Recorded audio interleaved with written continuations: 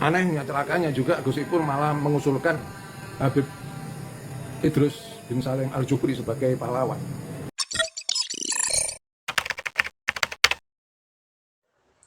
Assalamualaikum warahmatullahi wabarakatuh. Saudara sebangsa dan setanah air dimanapun Anda berada.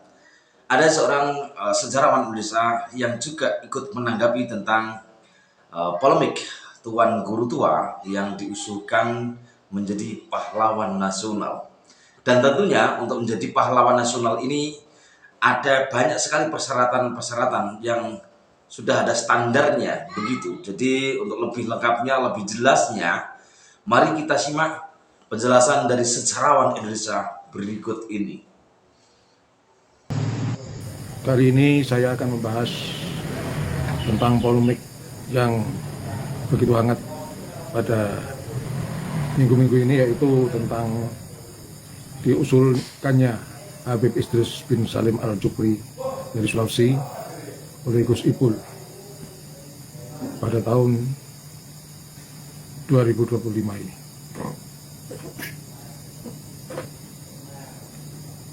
Apakah benar layak untuk diusulkan sebagai calon pahlawan nasional?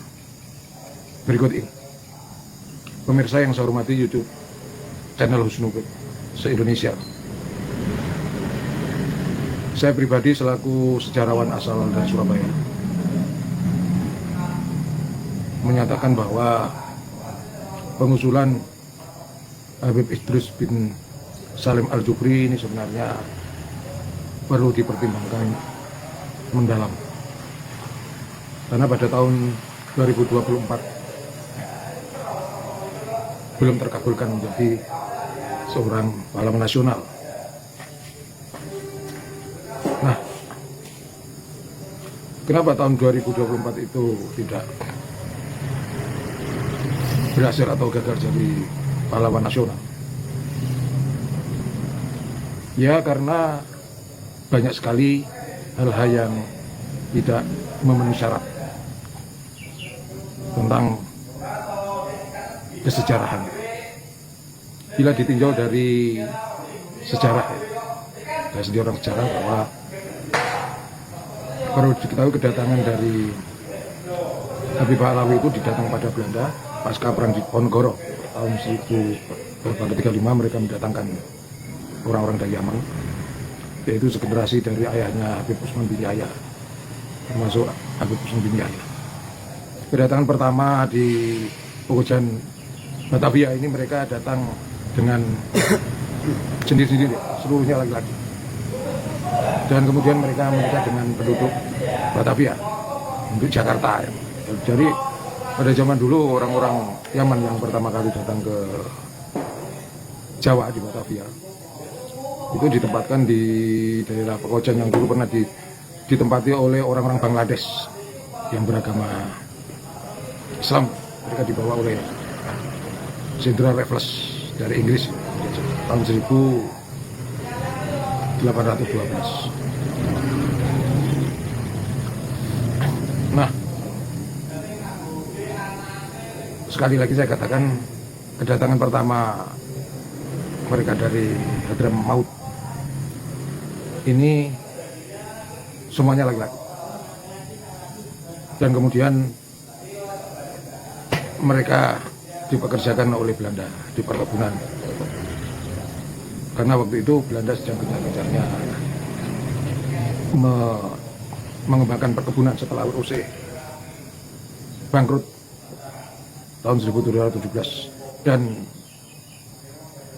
pemilik VOC-nya terbunuh di daerah Afrika sana. Maka bisnis dan aset VOC itu diambil alih pemerintah Hindia Belanda. Awalnya orang-orang Yaman ini menikah dengan penduduk pribumi. Dalam perkembangannya setelah bekerja pada Belanda dan dapat kemakmuran, termasuk ayahnya Habib Usman bin Yahya yang kemudian kembali ke Mekah lagi, dan Habib Usman bin Yahya tinggal di Jawa, di Batavia hingga meninggal dunia. Kemudian kedatangan orang-orang imigran Yaman yang kedua ini pada tahun 1920 sampai 1930. Ini banyak yang datang ke Indonesia. Mereka datang ke Indonesia karena melihat orang-orang imigran zaman yang terlebih dahulu itu datang di Batavia ini dalam kondisi makmur ya, karena mendapat fasilitas dari Belanda baik rumah maupun pekerjaan. Maka datanglah para imigran zaman dengan bantuan dari orang-orang imigran zaman yang sudah hidup makmur di Jawa, Batavia ya. Jadi yang kedua ini ada yang didatangkan Belanda dan ada yang datang dengan bantuan saudara yang sudah mengkaya yang berlimpah di Batavia. Maka pada antara tahun 1920 sampai 30 ini banyak orang imigran datang ke Indonesia. Tapi Indonesia dulu belum ada ya, di Jawa. Dan kemudian mereka menyebar di berbagai daerah Indonesia. Hal ini setelah meninggalnya tokoh Mutfi Habib Umar bin Yahya pada tahun 1913.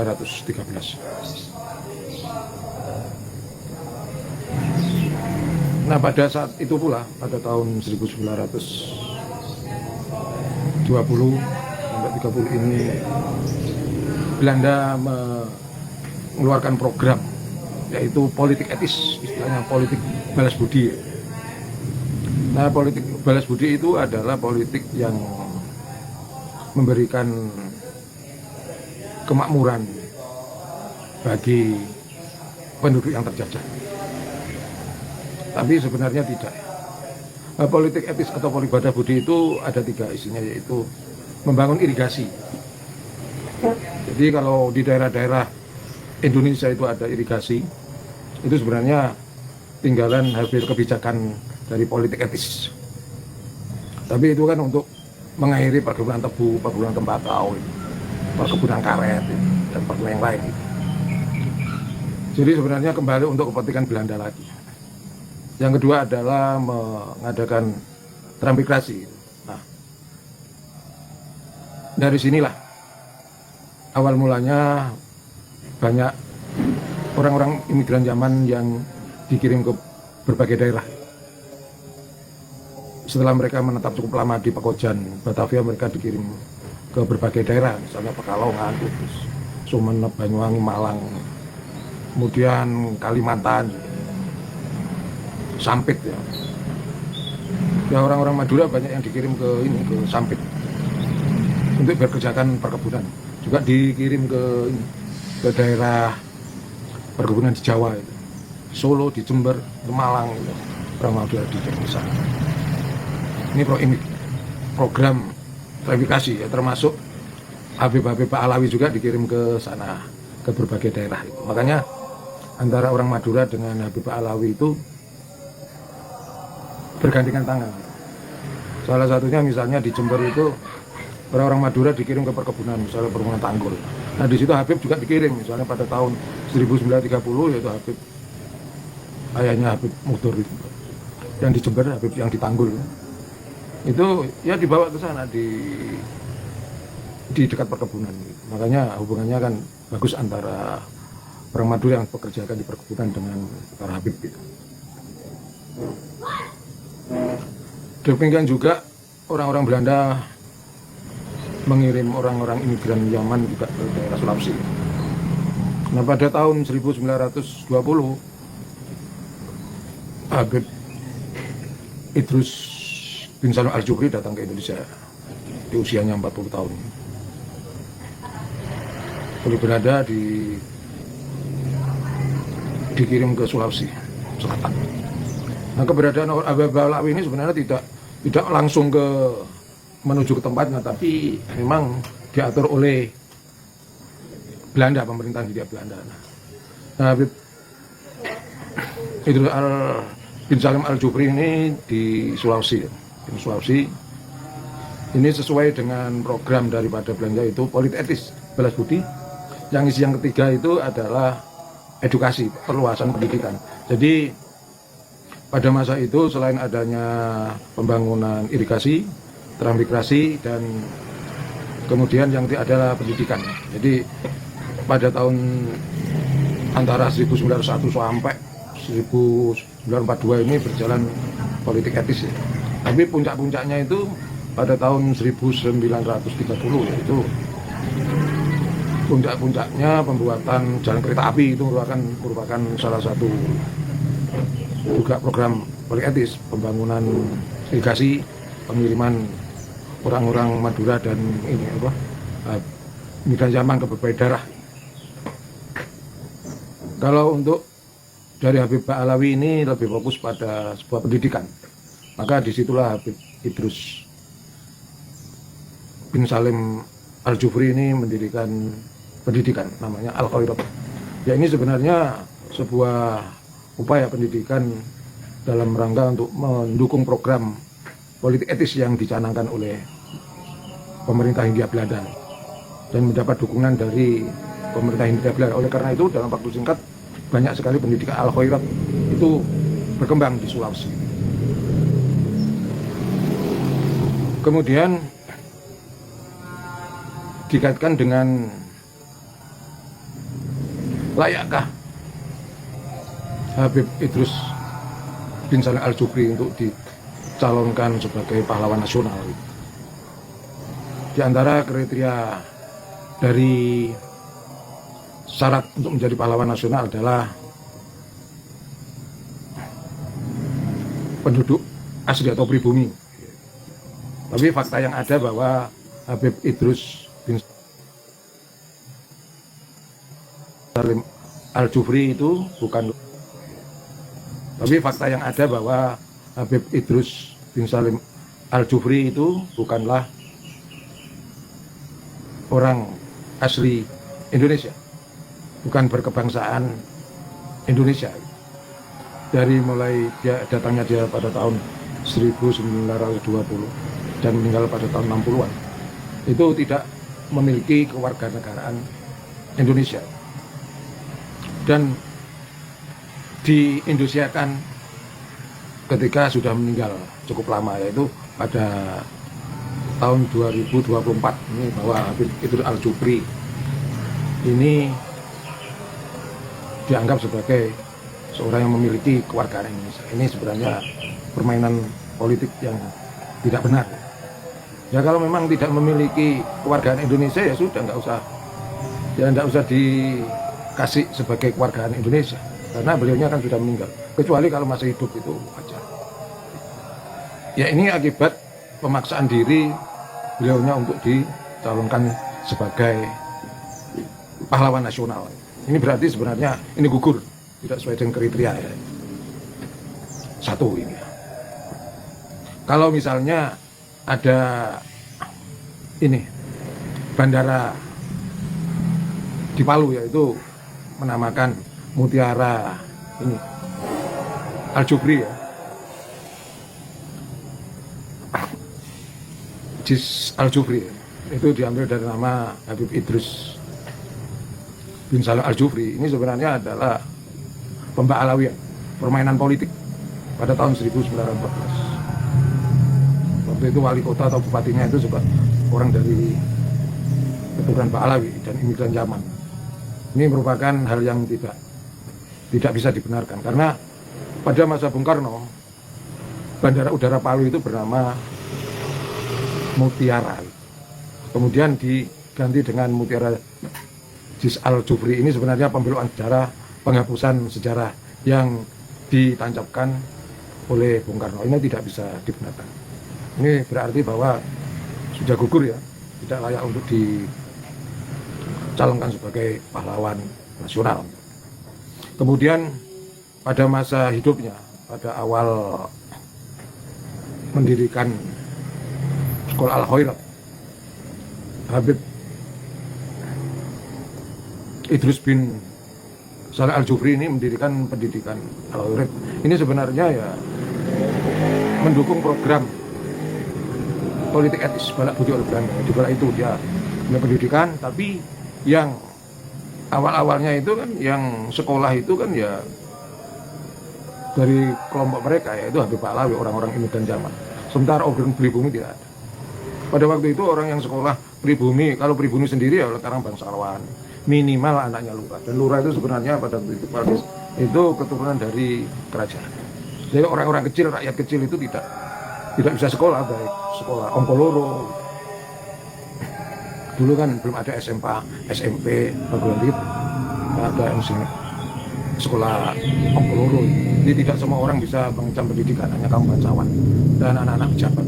Juga di Al-Qahirah juga itu yang sekolah ya anak-anaknya Habib Pahlawi dan orang-orang imigran Yaman. Itu sebenarnya mendukung politik etis. Sementara para kiai-kiai pribumi itu mendirikan pesantren di berbagai daerah. Jadi pasca perang Diponegoro itu mendirikan pesantren di berbagai, di antaranya Kiai Hasyim Asy'ari, terus di berbagai daerah itu mendirikan pesantren, misalnya Kiai Holil Bangkalan, Kiai Latif. Jadi berbeda. Jadi sistem pendidikan antara yang didirikan Habib Pahlawi, yaitu salah satunya Habib Idrus bin Saleh Al-Jufri dengan Kiai Hasyim Asy'ari itu berbeda. Habib Idrus bin Saleh Al-Jufri itu sistem pendidikannya ya sistem pendidikan model-model Belanda. Sementara para kiai pada waktu itu sistem pesantren, sistem pondok pesantren beda jauh. Beda. Jadi bisa dibedakan. Hanya Kiai Haji Ahmad Dahlan aja yang sama dengan sistem pendidikan Belanda, karena Kiai Ahmad Dahlan pernah mengajar di sekolah milik Belanda. Nah, pada waktu itu juga ada beda. Jadi sistem pendidikan yang didirikan oleh Kiai Ahmad Dahlan dengan Kiai Hasyim Asy'ari berbeda. Kalau Kiai Ahmad Dahlan ya pendidikan model sistem pendidikan barat, pakai bangku ya. Juga sama dengan pendidikan Al-Khairat yang didirikan Habib Idrus bin Saleh Al-Jufri seperti sama. Sementara kiai-kiai pesantren dari kalangan NU itu ya model pesantren, beda jauh. Kenapa model pesantren? Model semaan, model halakoh gitu. Itu karena kiai-kiai Nusantara itu menolak apa yang dilakukan oleh Belanda. Di antaranya itu tidak mau memakai celana model pakaian seperti orang-orang Belanda, tidak mau. Yang kedua, sistem pendidikan pun tidak mau. Kalau ada sistem pendidikan yang model Belanda yang begitu kuat ya baru-baru tahun-tahun ini, pasca reformasi ada perguruan tinggi juga. Tapi awal ada pendidikan modern itu ketika Kiai Haji Wahid Hasyim memimpin Pondok Pesantren Burung, itu baru ada kegiatan pendidikan mendekati istilahnya modern, model pendidikan Belanda. Ada Kiai Haji Wahid Hasyim Asy'ari, Wahid Hasyim putra Kiai Haji Hasyim Asy'ari itu mulai ada istilahnya perubahan sistem pendidikan. Tetapi pada masa Kiai Hasyim Asy'ari, pada masa Kiai Haji Holil Bangkalan itu berbeda jauh. Beliaunya tidak ingin mengikuti sistem pendidikan Belanda. Nah, sementara Habib Idrus bin Saleh Al-Jufri ini sebenarnya mengikuti sistem pendidikan baru. Nah, sementara Menteri Sosial Saifullah Yusuf ini mencalonkan atau mengusulkan ya Habib Idrus bin Saleh Al-Jufri dengan dasar karena dia mendirikan pendidikan sistem pendidikan yang barat. Tapi kan sebenarnya itu sistem pendidikan Belanda untuk mendukung politik etis gitu. Sementara para kiai pada zaman dulu tidak, baik pada zaman Kiai Haji Hasyim Asy'ari maupun pada masa Kiai Holil Bangkalan gitu. Menurut saya selaku sejarawan ini ya tidak bisa untuk diusulkan. Ini merupakan pengusulan yang kedua kali ya. Sebenarnya Gus Ipul ini harus mengusulkan Kiai Supi dari Temanggung yang memang dia akan berjuang pada masa perang di Palagan Ambarawa itu. Jenderal Sudirman, Bung Tomo datang pesantren minta restu, minta doa. Dan ini pun sudah diusulkan oleh pemerintahan atau Bupati Temanggung, cuman hingga saat ini belum ada respon dari Menteri Sosial. Padahal Kiai Subi ini memang benar-benar berjuang dimintai nasihat. Bahkan Kiai Subi merupakan seorang kiai yang mengusulkan bahwa senjata yang digunakan para pejuang adalah senjata bambu runcing. Karena pada waktu itu Belanda melakukan sweeping di rumah-rumah. Sekiranya ada senjata ini keris atau pedang itu dirampas. Sehingga banyak keris, tombak, pedang itu disembunyikan di belakang lemari. Oleh karena itu Kiai Subi yang ada di Temanggung itu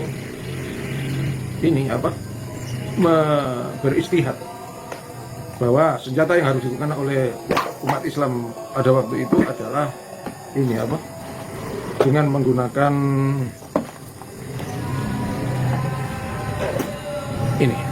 bambu runcing. Jadi kalau ada apel besar di Jogja dulu yang orang-orang pakai bambu runcing itu merupakan orang-orang Islam dan Parset.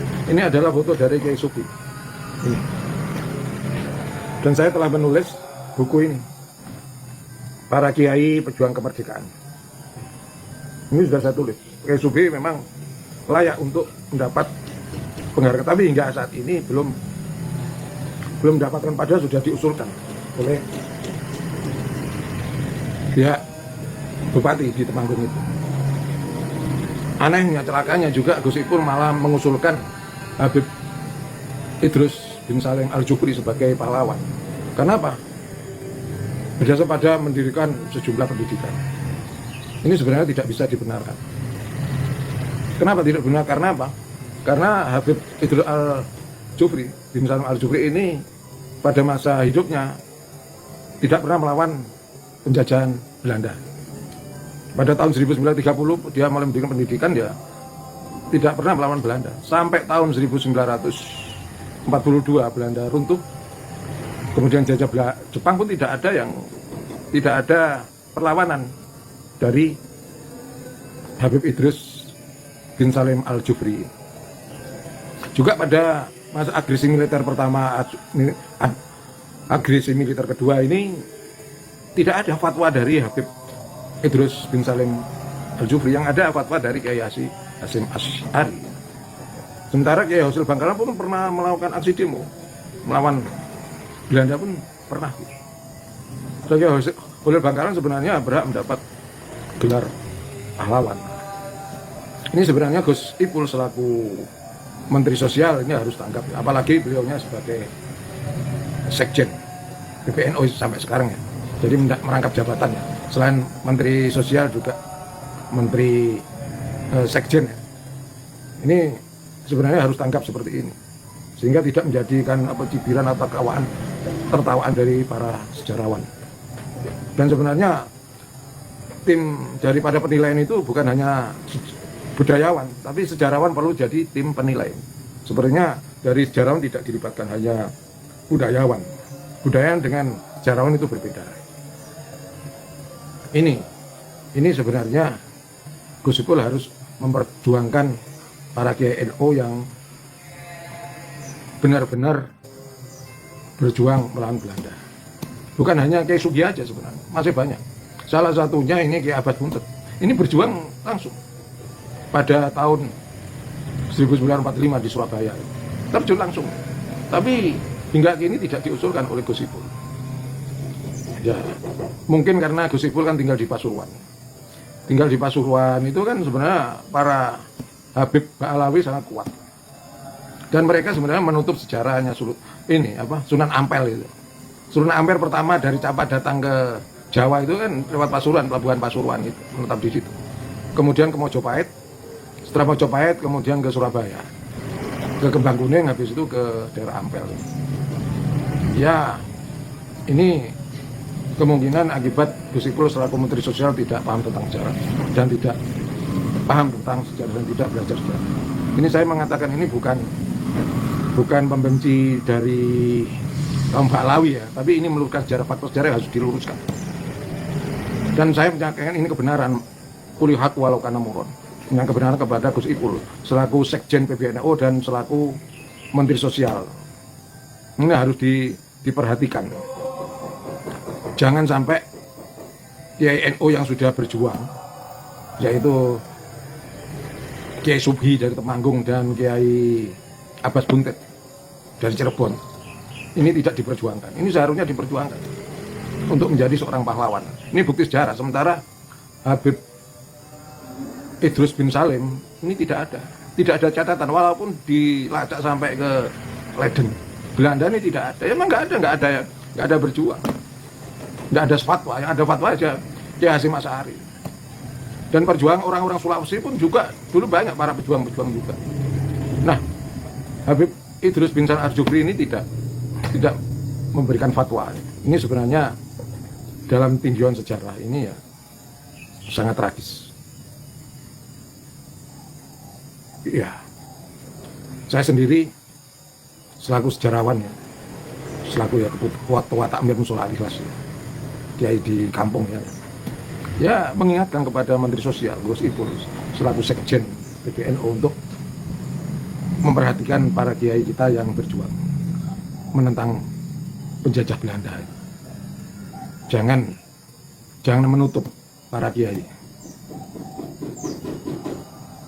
Menutup di sini dalam artian bahwa Habib Idrus bin Salim Al-Jufri diusulkan menjadi pahlawan nasional. Padahal tahun 2024 itu sudah ditolak karena tidak ada data dan bukan warga negara Indonesia asli dan baru diurus pada tahun 2024. Ini sebenarnya kesalahan fatal dari tinjauan sejarah, tidak layak untuk menjadi pahlawan nasional. Kalau soal alasan dia mendirikan banyak pendidikan, orang-orang NU sekarang banyak mendirikan pendidikan seperti pendidikan model Belanda, Pak. Perguruan tingginya, madrasah aliyah itu.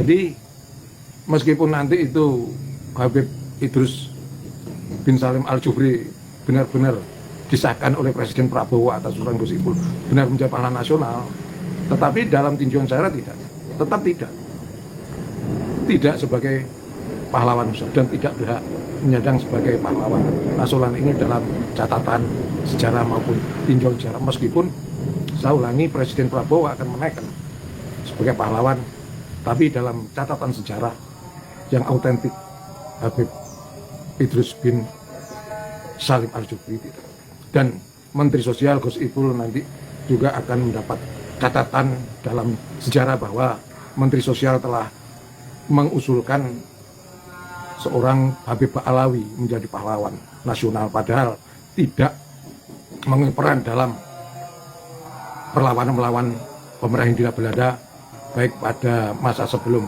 penjajahan Jepang maupun setelah Jepang kembali ke tanah airnya, juga pada masa agresi militer pertama dan kedua di Indonesia, di mana agresi militer Belanda pertama dan kedua, Habib Idrus bin Salim Al-Jufri tidak melakukan fatwa untuk berjuang. Hanya Kiai Hasyim Asy'ari aja yang mengeluarkan fatwa, dan beliau juga pernah ditahan di penjara Mojokerto. Juga ada tokoh Muhammadiyah juga ditahan di Kalisosok hingga meninggal dunia dan makamnya di dekat Masjid Ampel. Ini sebenarnya sebuah kesalahan fatal, kebijakan yang sangat fatal dari Menteri Sosial, yaitu Gus Ipul yang merupakan Sekjen PBNU. Saya selaku sejarawan sebenarnya miris melihat kondisi ini, di mana orang yang tidak punya andil dalam perlawanan melawan penjajah Belanda, baik pada masa zaman Belanda, zaman penjajahan Jepang, dan adanya agresi militer pertama Belanda dan agresi militer Belanda kedua, tidak ikut berjuang, baik mengangkat senjata maupun melakukan kegiatan dalam bentuk fatwa. Pemirsa yang saya hormati, Gus Ipul saya hormati, inilah fakta sejarah. saya selaku sejarawan alumni Fakultas Ilmu Pendidikan Sejarah Universitas Negeri Jember dan alumni pasca sarjana IAIN Sunan Ampel yang pelajari juga sejarah Islam,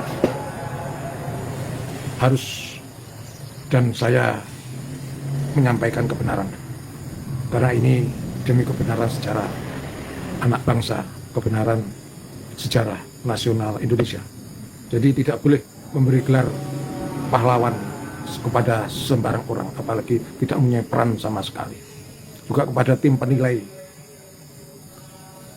dari pemerintah yang akan memberikan gelar pahlawan kepada Habib Idrus bin Salim Al-Jufri, yang tidak ada dipikirkan 1000 kali apakah layak atau tidak. Ya, kalau saya selaku sejarawan menyatakan masih tidak layak, karena dalam bukti-bukti sejarah baik tertulis maupun lisan belum ada peran yang signifikan baik angkatan senjata maupun dalam bentuk fatwa. Kalau alasannya mendirikan pendidikan cukup banyak, sebenarnya banyak orang-orang NU yang mendirikan pendidikan di Indonesia dan layak untuk mendapatkan gelar pahlawan, seperti Kiai Haji Abbas untuk Kiai Haji Subhi dari Temanggung yang sudah diusulkan oleh Bupati, tapi hingga kini belum dapat atensi, belum diusulkan. Demikian saja yang bisa saya sampaikan.